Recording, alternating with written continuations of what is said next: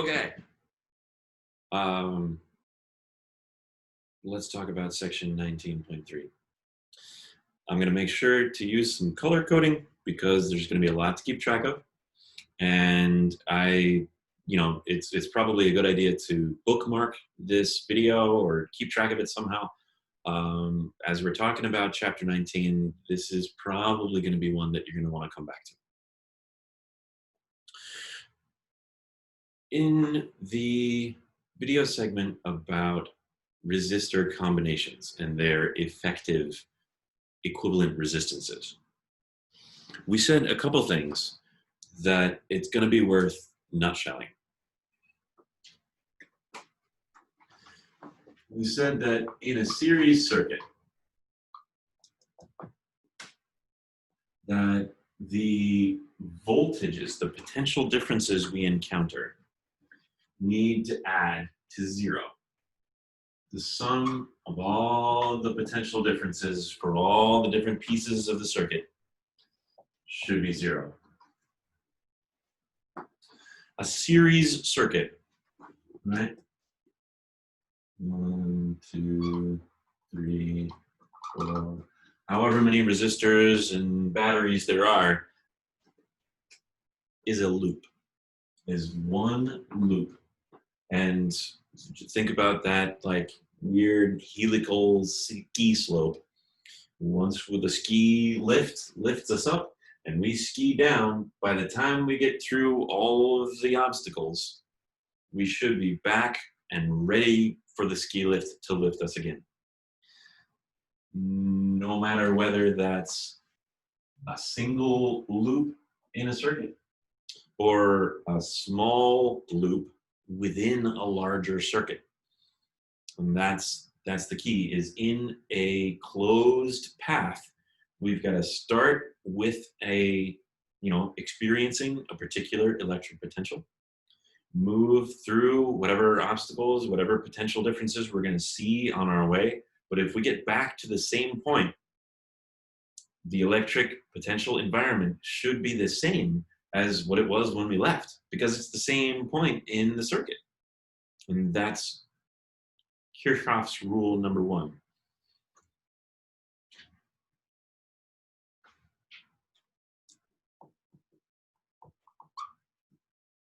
I'm going to call it the loop rule because we're talking about a loop.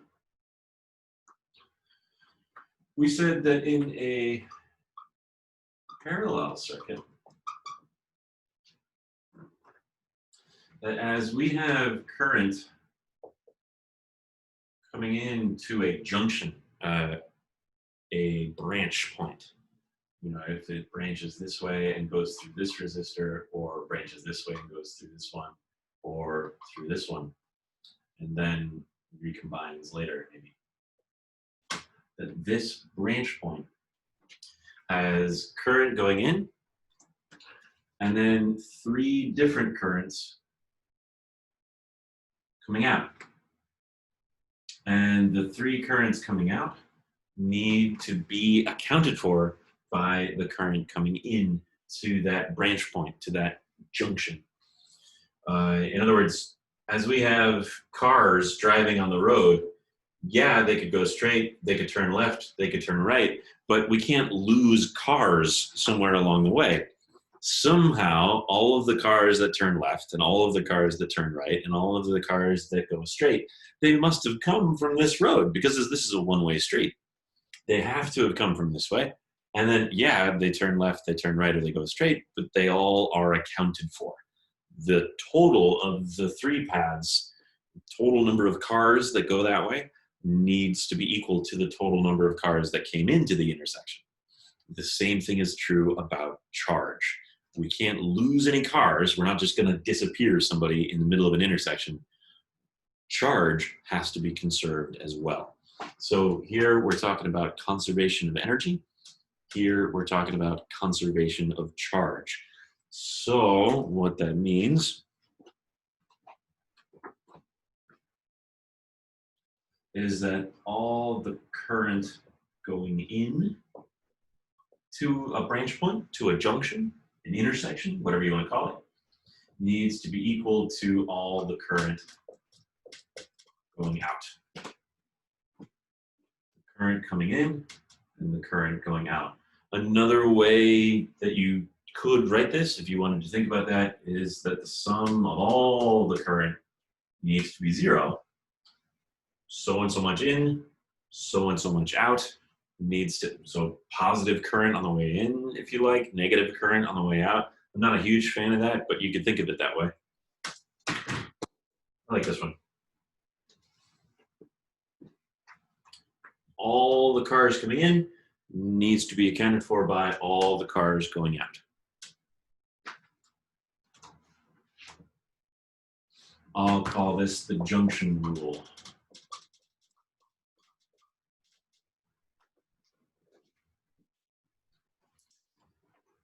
This, the sum of all of the potential differences in a closed loop, a loop that returns to the same point it started from. We'll call that the loop rule.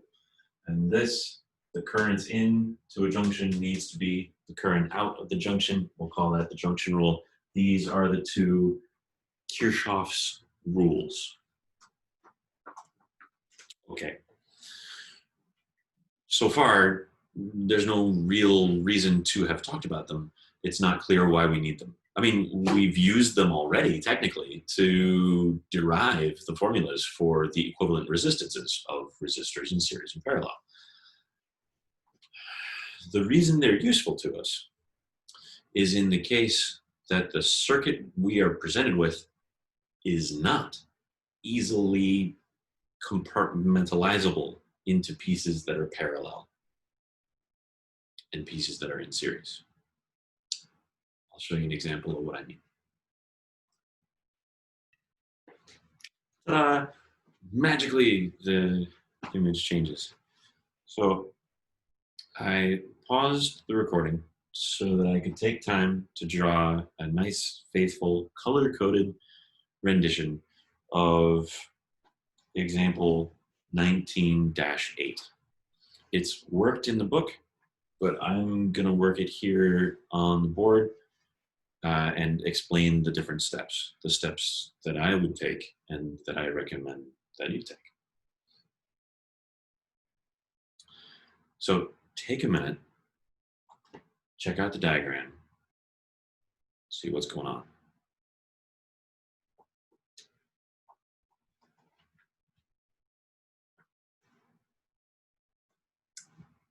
Pause the video if you want and just sort of come to grips with this diagram. There's a lot going on.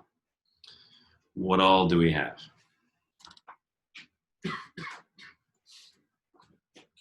This is some kind of crazy looking circuit. I don't know why anyone would do this, but suppose they did. What do we have? We've got two sources of EMF, two electrochemical power converters, two batteries. And they are each packaged with their own internal resistance. These are not ideal batteries. This battery has some small resistance associated with its electrolyte. This battery, battery 1, battery 2, battery 1, again, has its small resistance associated with its electrolyte. That's why I've drawn these boxes that include the resistor, the small internal resistor, and the EMF, source of electrical power. So we've got two batteries, each with an internal resistance. And we've got three other resistors. And to keep the numbering, straightforward, if this is battery 1 and its resistor, battery 2 and its resistor, then I started numbering from 3. We've got 3, 4, and 5. And really, when you say it like that, it doesn't sound so complicated as it looks. We've got 2 batteries and 3 resistors. The trouble here is that it is not entirely clear to me what is in series or parallel with what. Now, yeah, I mean, it's true. EMF1, R1, and R4 are all in series with each other. That's true. But then we get to point A, which is a junction. And is this battery in series with the rest of this stuff, or is it in parallel?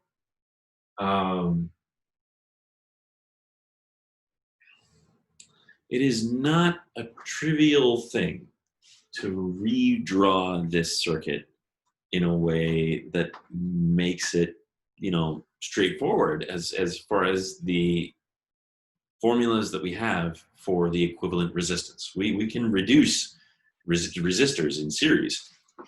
This resistor and this resistor in series, we actually could reduce them and replace the pair of them with an effective resistor, an equivalent resistor to the two of them in series. But then I'm stuck. I mean, I guess R2 and R5, we could do the same thing. We could replace them, the two of them, because they are in series with each other. There's no way to get through R2 that doesn't also get through R5. So at least those two. So we could replace those two, but then what? That's as far as we can go with replacing, because it's not clear what's in parallel or series with what. And this is when Kirchhoff's rules come into play.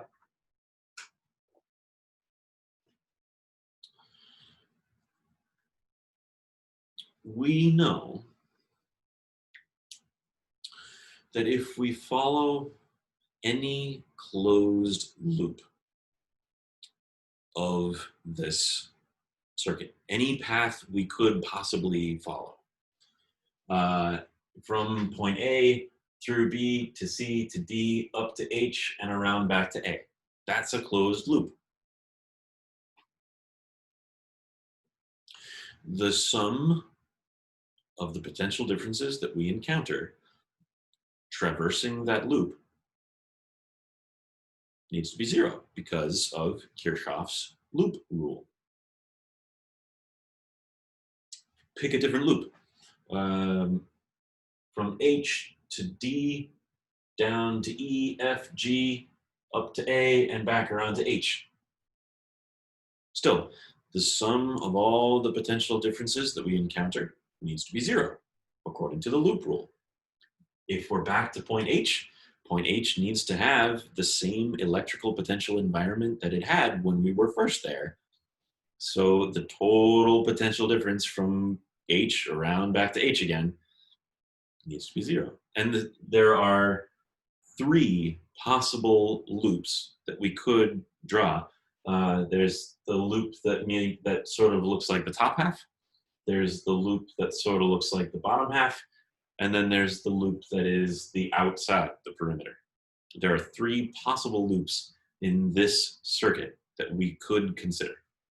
And the Kirchhoff's loop rule requires that the sum of the potential differences that we encounter on each of those loops is zero.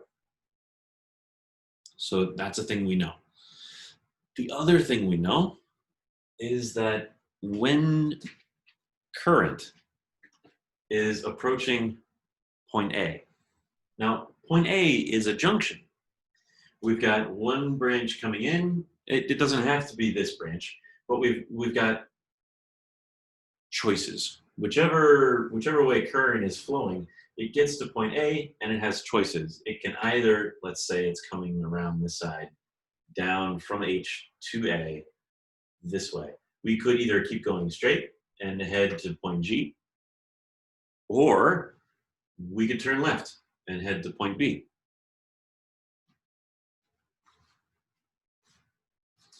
That's a junction, and we know that the current going in has to add to the current going out, has to be equal to the total current going out.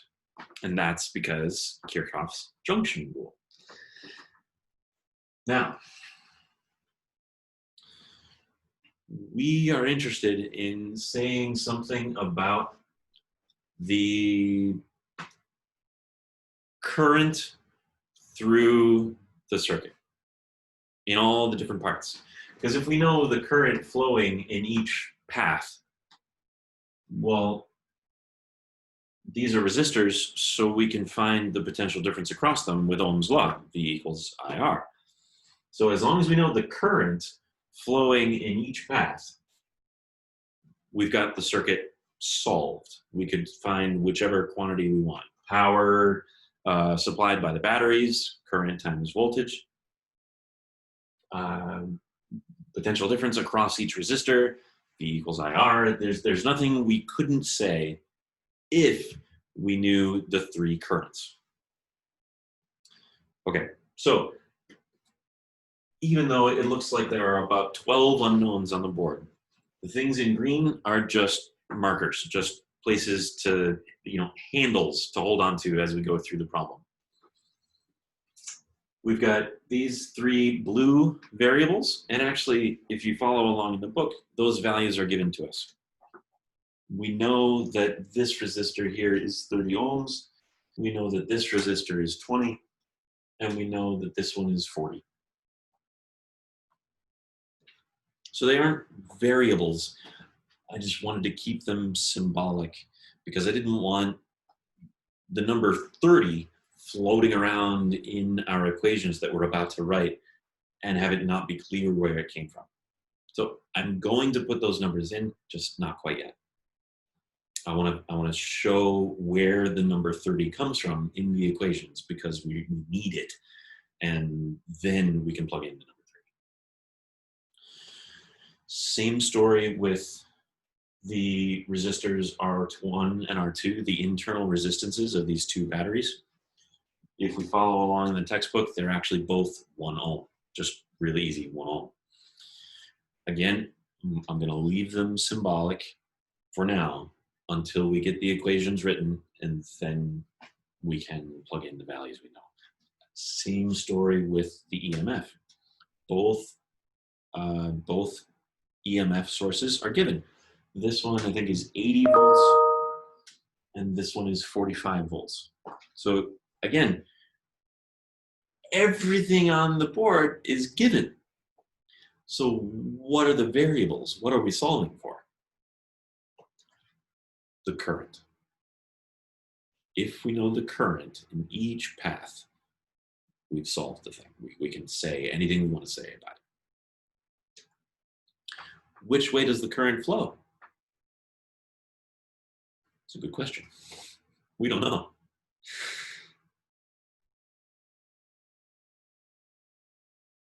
So we pick one. We just decide, flip a coin, pick one.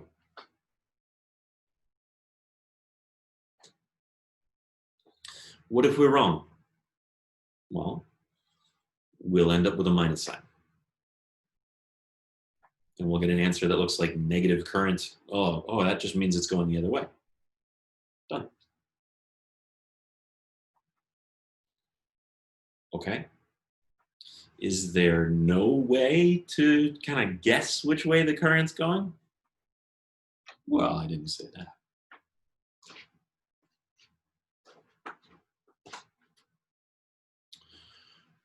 We know in a normal series circuit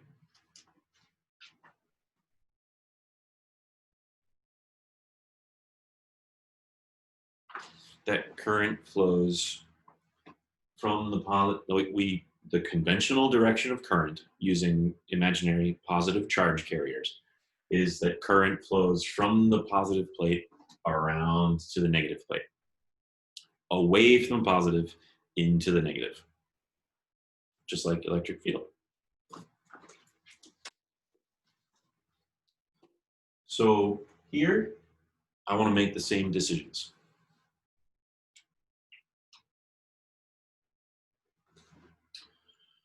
In the series segment from A to B to C to D, the EMF points us that way, to the left, because we expect current to flow away from the positive plate, this way.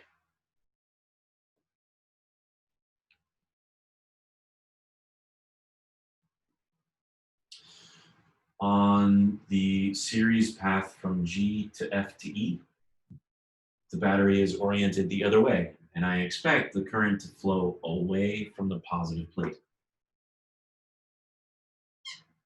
this way.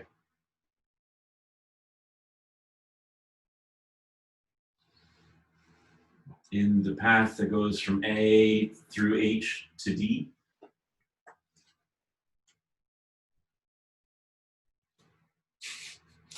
I don't know.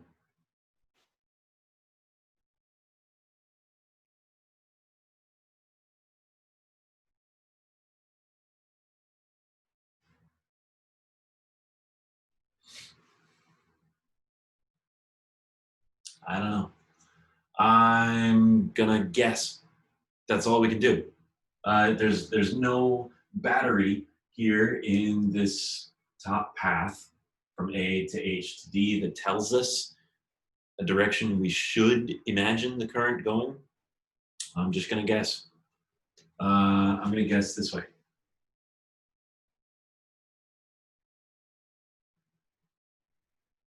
From H to the left around to A. Why? I don't know. I picked it.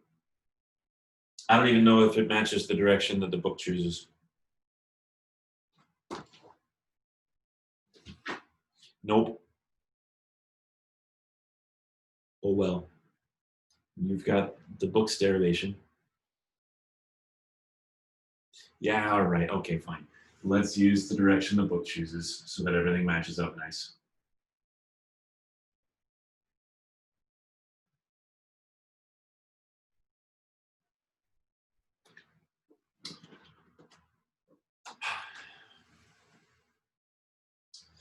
I'm going to name these currents because these are the variables that I'm actually trying to solve for. I'm going to name them according to the blue resistor that they travel through. The textbook is going to call them 1, 2, and 3, which is fine. But I'm going to call them I3,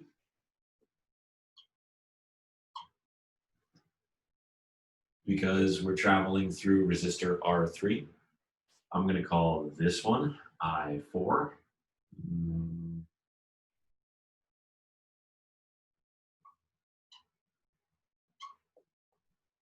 I4 because we're traveling through resistor R4, and we call this one I5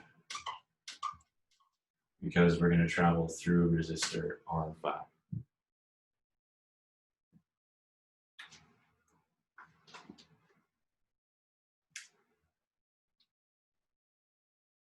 This marker is kind of dying. That is a shame. Let me see if I can resurrect a different purple marker. Let's see if this one looks any better. Those two kind of over here.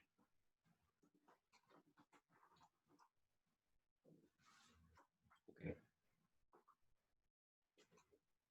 Let's start with the junction rule. And let's talk about junction A. As drawn, current 4 is going towards junction A. Current 3 is coming away from junction A. So is current 5, down and around. So if we express the junction rule at point A,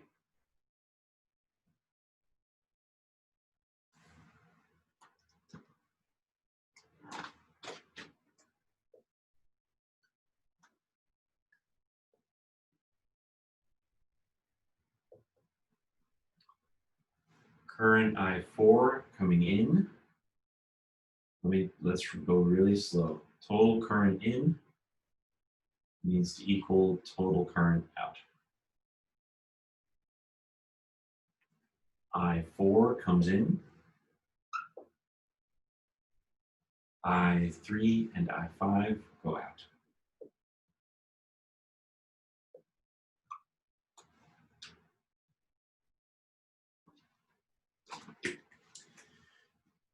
There's one other junction that we could talk about, and it's point D. These other labeled points, again, are just like mnemonic handles, places to grab onto as we go through this roller coaster. B isn't a junction because we only have one choice. If we're following current I4 from C, we get to B, and there's no other choice. We've got to keep going and go to A. That's not a junction, it's just a dot. D is a junction, it's a branch point. So basically, anytime 3 or more wire branches come together, that's a junction. But if we write the junction rule here, 3 comes in, 5 comes in, and 4 goes out, which is the backwards of this. So the second junction doesn't get us any new information, unfortunately. So far, we have an equation and 3 unknowns. So we're going to need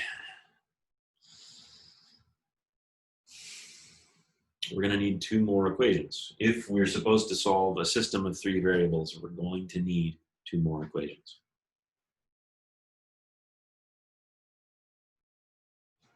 But I'm done with the junction rule. There are no more junctions to apply it to. So I've got to consider the loop rule. We said there were 3 loops that we could possibly consider.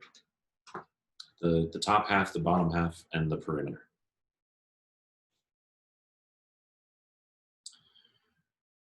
We are strongly incentivized to choose loops that we traverse, that we walk through in the direction of all of the labeled currents.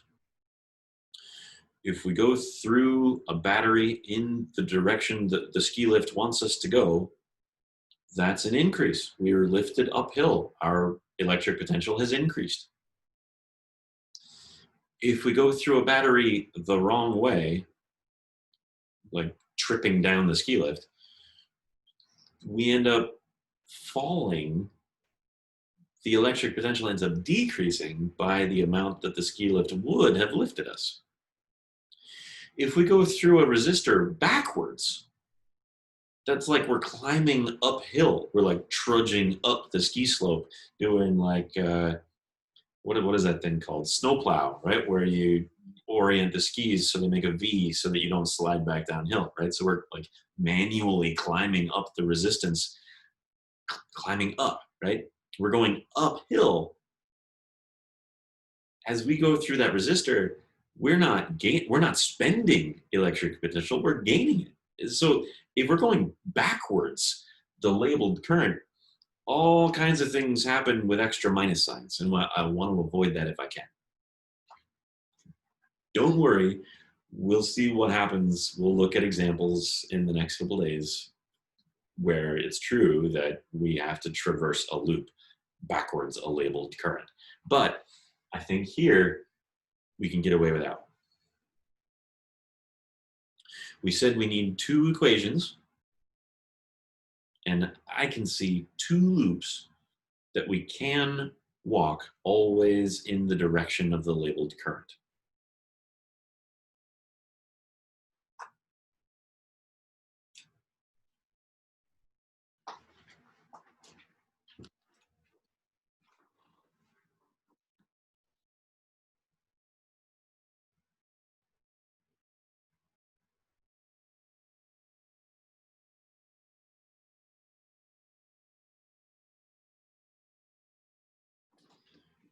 If we walk the top loop from A through H, So far, we're in the direction of the current that we labeled.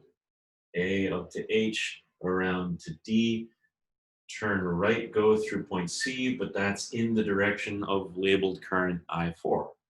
So we keep going, we get to A, and then we're back around again.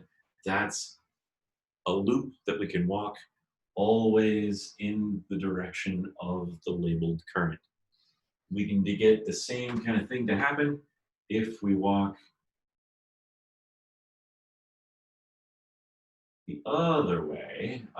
If this was clockwise, this is going to be counterclockwise.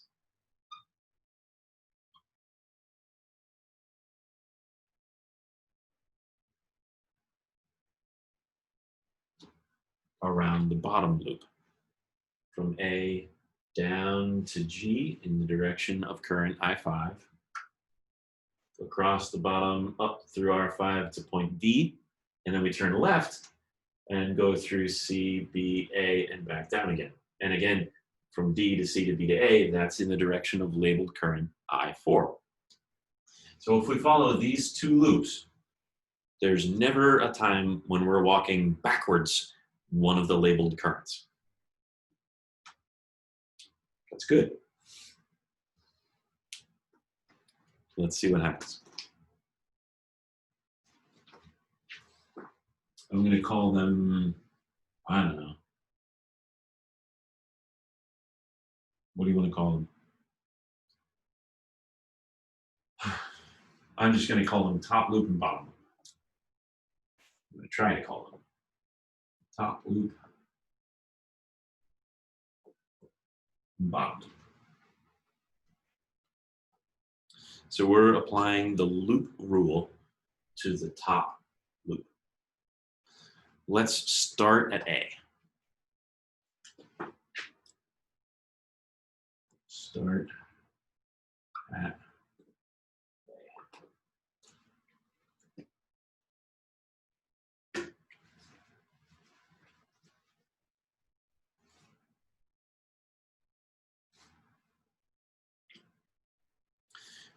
You might think I'd be out of colors by now, but I've got one more, which is perfect. We can write both loop equations with it. We start at A, and we go through R3. That's the first potential difference we encounter, is the potential difference across R3.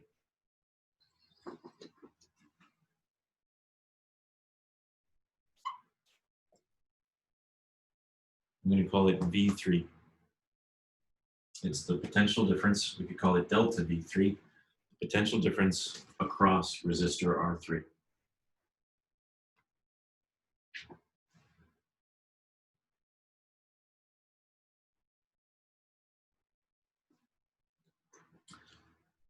I'm going to get tired of writing delta. And I guess the textbook does too, and that's why it decides not to write delta all the time. When I say V, capital V, what I mean is potential difference across what? Element 3, which that's this one. We keep going through H around to D, and the next thing we encounter in the top loop is EMF 1. We're walking in the correct direction, so we're going to add EMF 1.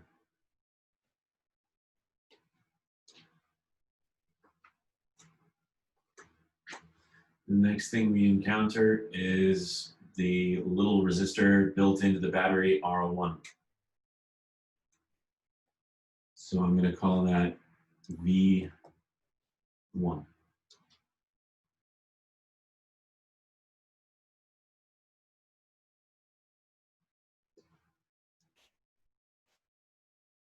Little R1. The next thing we encounter is R4. And we're back to A. So that's the end of the loop. The sum of all those potential differences, according to the loop rule, needs to be 0. Now, I'm going to handle the pluses and minuses here. We know going through the battery, that lifts us that we're going through the ski lift the right way, that's a potential increase. But every time we go through one of these resistances, that's a potential decrease. So these all get to be minus signs. Let's replace the potential difference across R3 with how we know we're going to calculate it. Because this doesn't help us too much. I wanted to talk about currents. So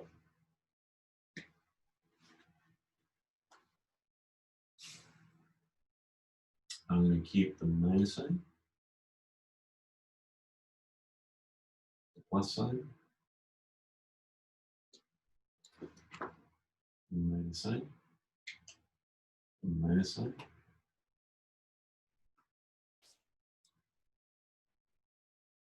and equals 0. I'm going to keep those in this kind of green color. And I'm going to use the color coding that I've established to plug in the values. EMF, I'm going to use red ink for that, just so we can keep track of it.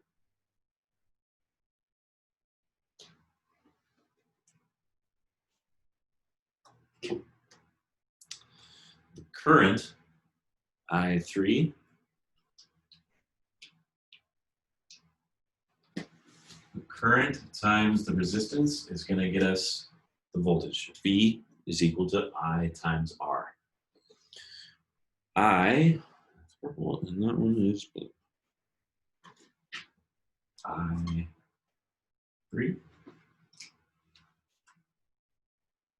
R.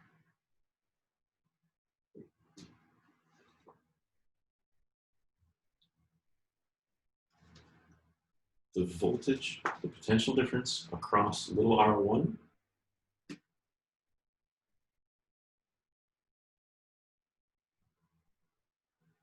that's current I4, because that's the current going through that resistor. I4 times the resistance, which we've said is a little r1.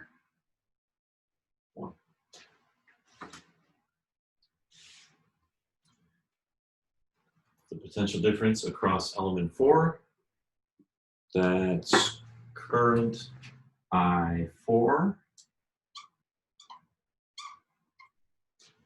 going through resistor R4.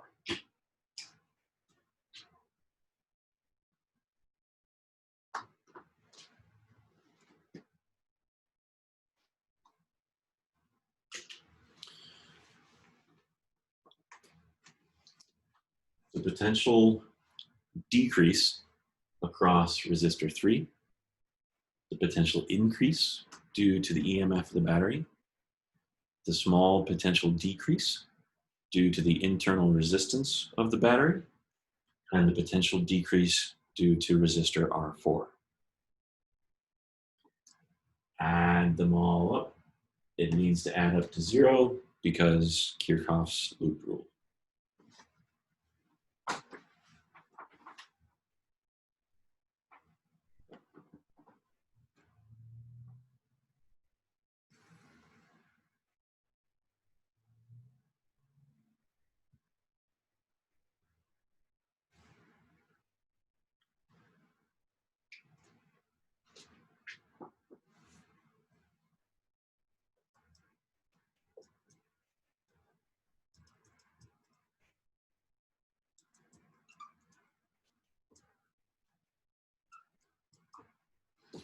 Let's talk about the bottom loop. Let's start at point A.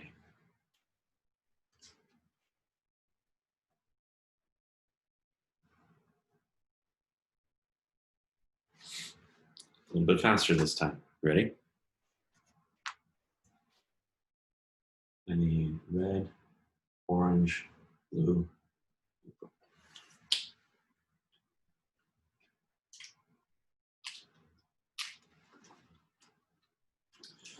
We start at A, we're going counterclockwise. First thing we get to is point G and then the battery. So we get a positive EMF2.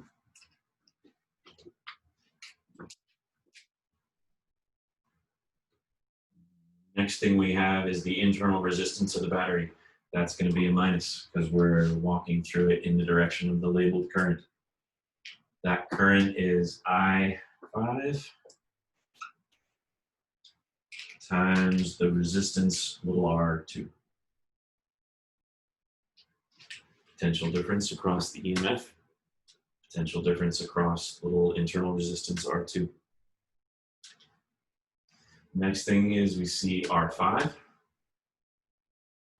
It's current 5 going through that.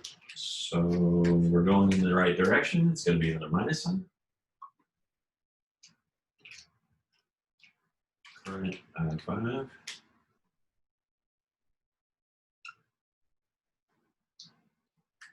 Resistor R5.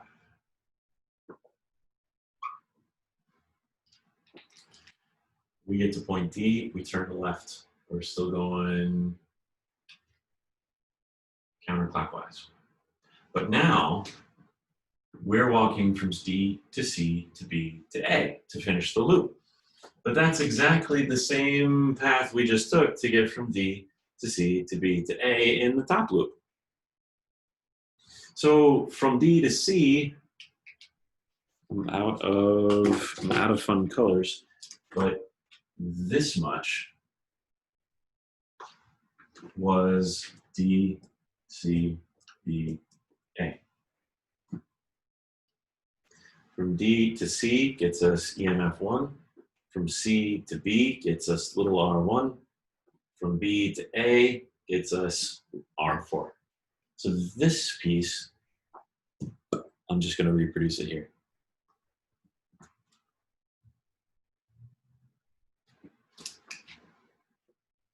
Plus, minus, equals 0. Because this is the loop rule applied.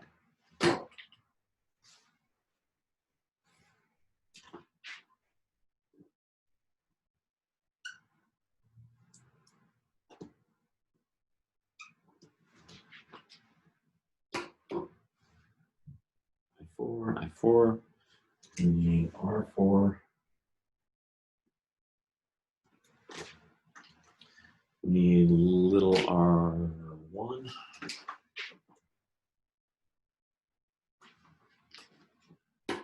And we need EMF 1.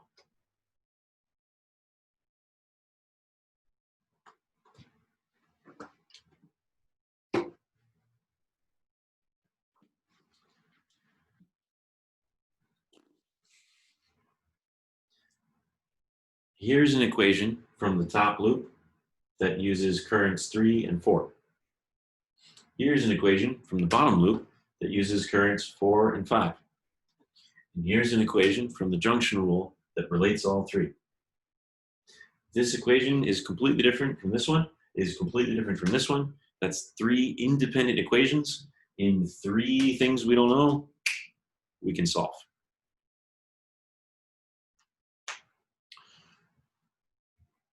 Before we try to solve, we should plug in the values we know. And we should convert everything to base metric. If we've got some kind of wacky, like kilo ohm resistor, let's convert it to ohms. You know, if we have some kind of weird millivolt battery or something, we should convert it to volts so that we can trust the equations to keep track of the units for us. And because I don't want to write them, they're just going to gum up the works. Volts, ohms. When we solve, the answer will be amps, because that's how Ohm's law works. All right. So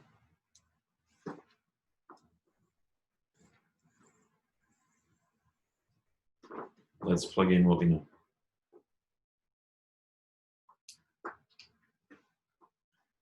R3 is given to us in the book. It's 30 ohms.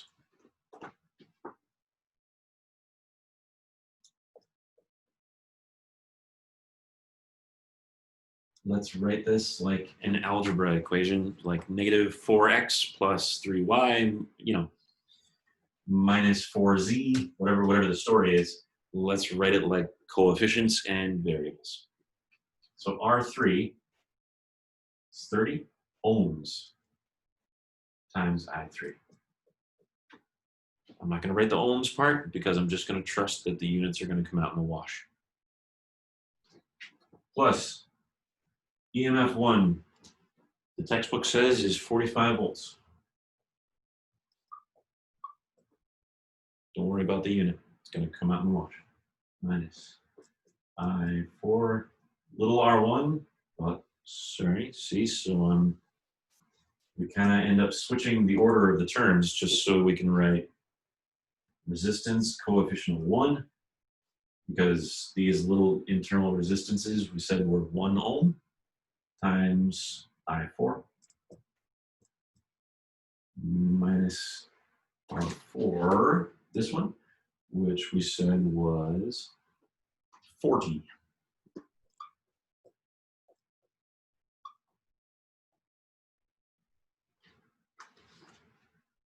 Not so bad an equation. A little bit nicer to look at than this.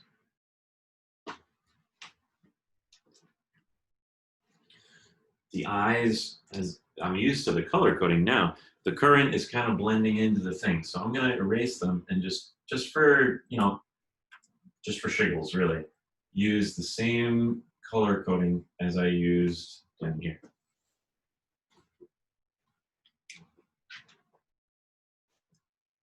Three, I4, I4. That way it's clear that I'm talking about the same variable. I can see the alignment. Same story here. Ready? EMF 2 we said was 80 volts. Minus little r2 is 1 times I5.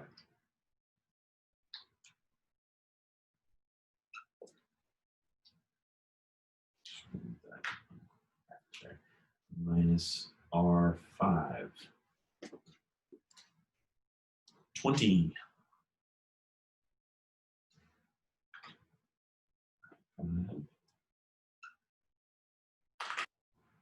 EMF 1 was 45. Little r is 1. I4.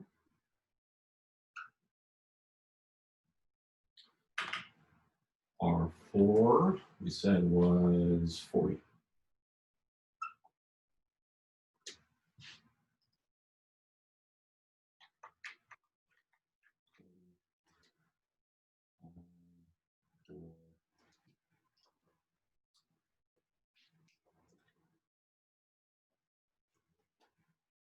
Still all equal to 0.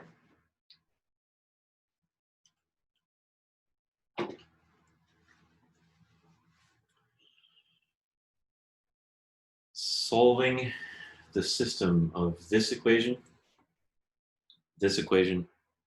and this equation is not trivial.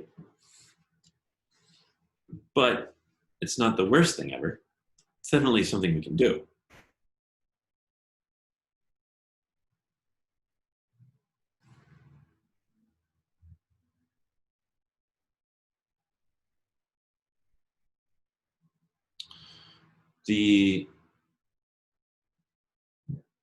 My recommendation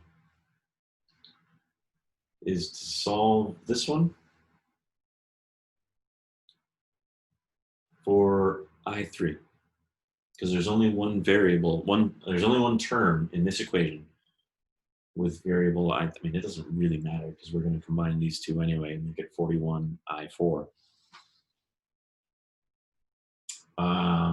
Solve this equation for one of the variables. It doesn't matter which. And replace that variable in this equation with the expression that you end up with. solve this equation for one of the variables, but now it kind of matters which. We want the resulting expression that you end up with to be in terms of the same variable that you're left with when you solve this one. So here's solve this one for I3, solve this one for I5. The resulting expression is going to be dependent on I4 in both cases. So we take those two expressions, replace I3 and I5 with gobbledygook that depends on I4. And now we've got one equation that only depends on I4 we can solve. Once we have I4, plug that back in here to get I5 and back in here to get I3.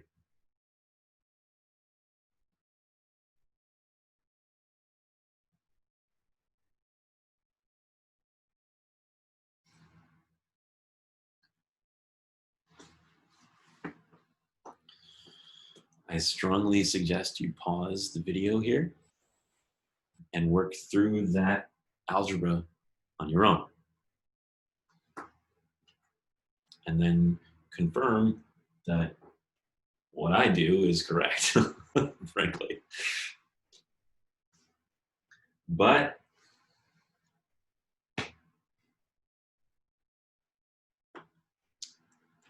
in order to use the whiteboard to solve it, I gotta erase some stuff. I'm gonna erase the diagram. Make sure that you're happy with the state of your diagram. Take a screenshot or something. All right.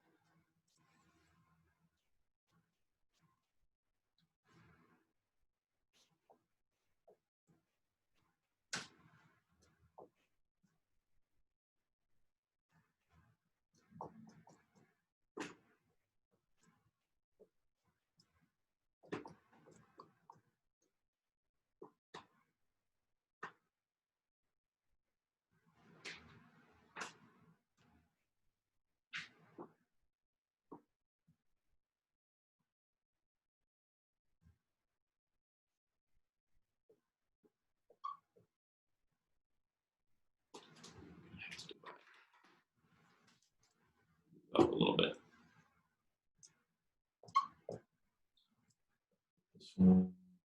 This one. Need these two minus 41 4. These two move to the other side. So these two. 21 equals 5.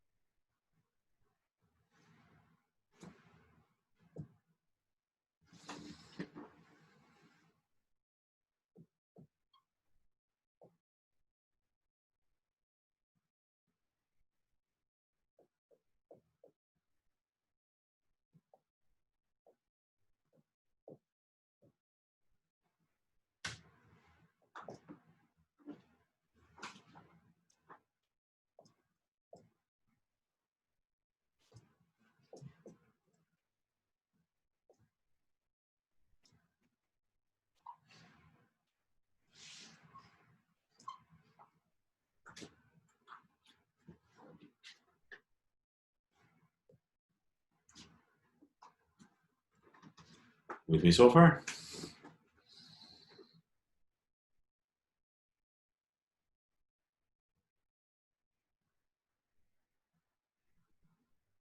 Oh, wait a minute. What happened?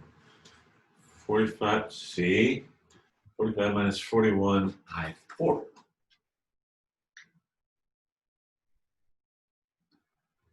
Because I want only I4s to show up in my equation here. But, okay. This we can solve. All right. We've got two fractions here. Let's add them by finding a common denominator. And let's cross multiply actually so that we don't have any fractions at all.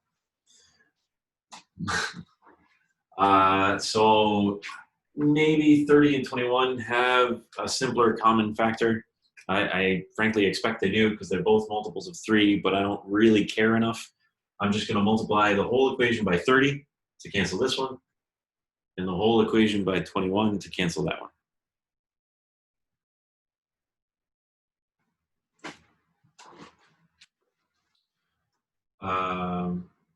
So on this side, 30 times 21.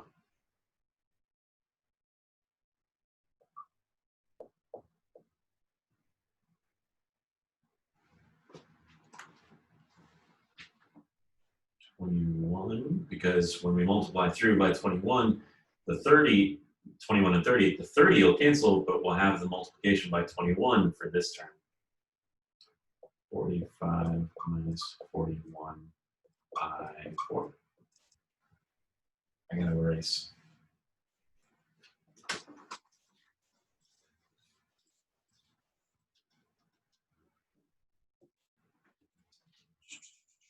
Plus 30 times the numerator here, 125 minus 41 by.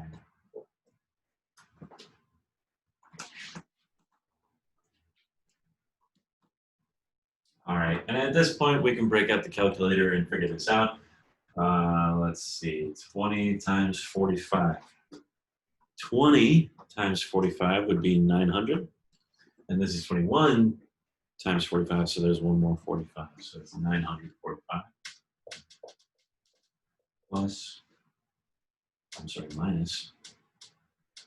Okay, 20 times 41 would be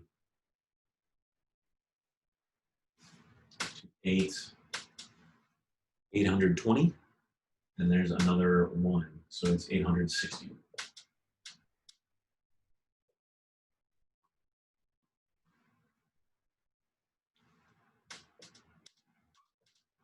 Plus 30 times 125. Okay.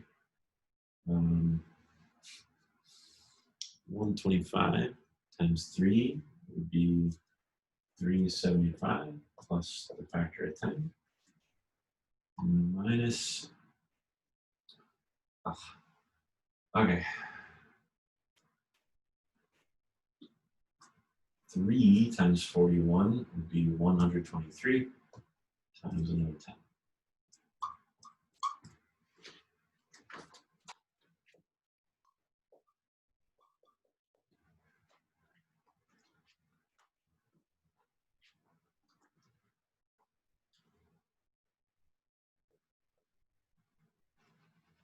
The rest,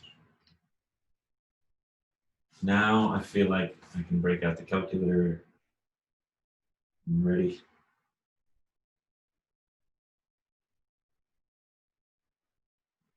$945 on this side, plus another $37.50. 46. Oops.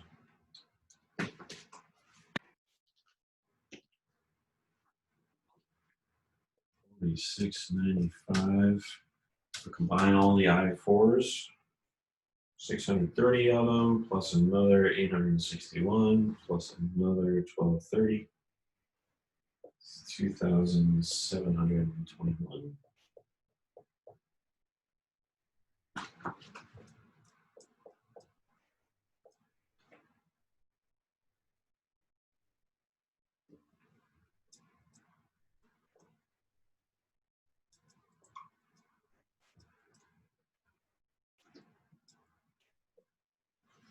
and we found I4.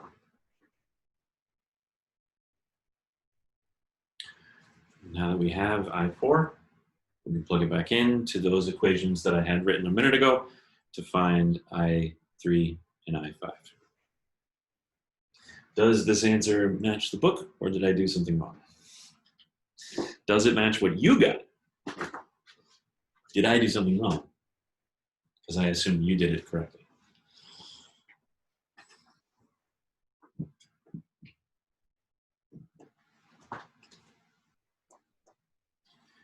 What the textbook called I3 is, in fact, what I called I4. And yeah, they got an answer of 1.7, so we are spot on.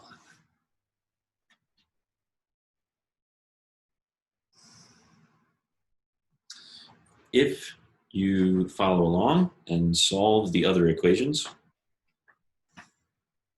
your results should indicate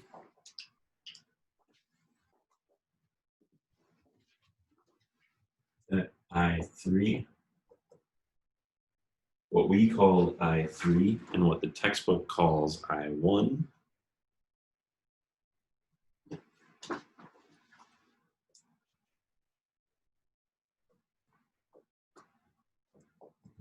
I5, what I called I5, what the textbook called I2, 2.6. Again, is it a problem that current I3 comes out negative in the final reckoning? Not at all. It just means that the textbook guessed the wrong direction for that particular current. That was the current in the top part of the circuit between A, H, and D. The textbook assumed from A to H. What is it actually? Just the other way, from H around to A. No big deal. We just assumed the opposite direction. That's fine.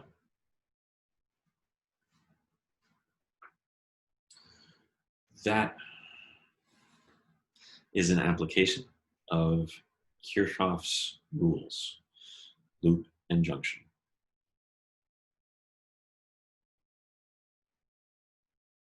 The more we practice, the better it feels. So, on Tuesday, we are exploring Kirchhoff's rules empirically via simulation, what actually happens, and then again via worksheet, and we'll practice exactly this method again.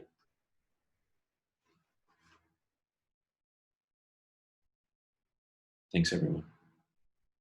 Again, don't be afraid to watch this multiple times.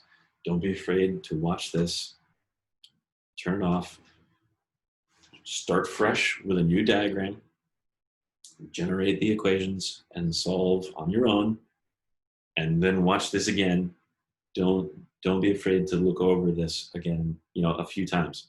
Don't be afraid to check out the other examples in the text. Look at the study area and especially the study area, because that gives you fresh problems to calculate every time. There are lots of resources available to make sure that this is, that you master it, feel like you have conquered it, and we will get there. Ask all the questions. I know it's a lot. Thanks, everyone.